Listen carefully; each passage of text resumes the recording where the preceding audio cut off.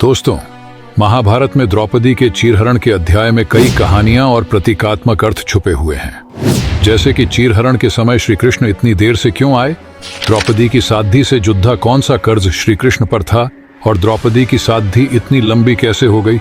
ऐसे कई सवाल हैं जिनका जवाब कई किस्से और मर्म लिए हुए हैं। तो चलिए जानते हैं। महाभारत की कहानी में द्रौपदी का चीरहरण एक ऐसा अध्याय है जो बेहद आलोचनात्मक है, लेकिन उसमें भगवान श्री कृष्ण और द्रौपदी को लेकर एक ऐसा दृष्टिकोण भी दिया गया है जो एक भगवान और भक्त के अनोखे रिश्ते को भी बयान करता है। महाभारत अनेक अद्भुत और रोमांचक घटनाओं का संग्रह है। इनमें से एक ऐसी घटना है जिसने द्रौपदी की साड़ी को अनंत बना दिया।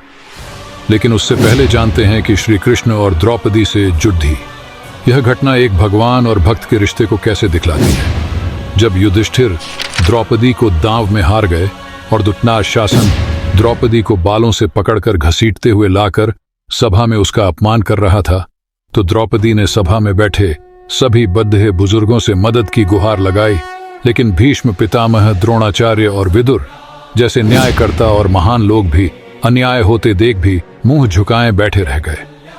जब दुशासन ने द्रौपदी की साध्वी को खींचना शुरू किया तो द्रौपदी ने अपनी पूरी ताकत झोंक दी अपनी लाज बचाने के लिए।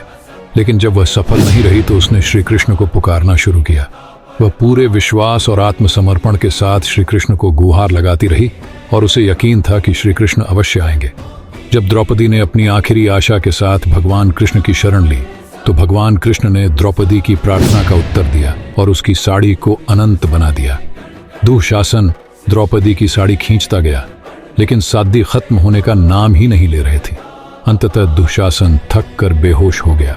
यह घटना भले एक चमत्कार की कहानी लगती हो, लेकिन यह हमें इस बात का एहसास दिलाती है कि एक सच्चे भक्त और भगवान का रिश्ता कितना अनोखा होता है। जब कोई व्यक्ति निराशा में हो और सब कुछ खो दे, तब भी ईश्वर की कृपा से उसे आशा मिल सकती है।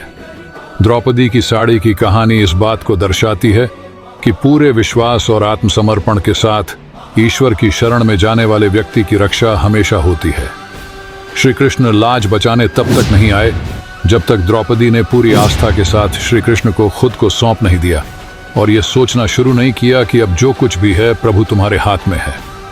अगर पौराणिक कथा की बात करें तो कहते हैं कि श्री कृष्ण द्वारा द्रौपदी की लाज बचाने के पीछे दो कारण थे।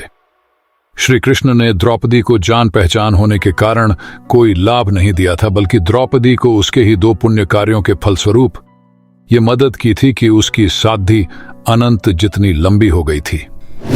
पहला पुण्य कर्म यह था कि एक बार द्रौपदी गंगा में स्नान कर रही थी। उसी समय एक साधु वहां स्नान करने आया।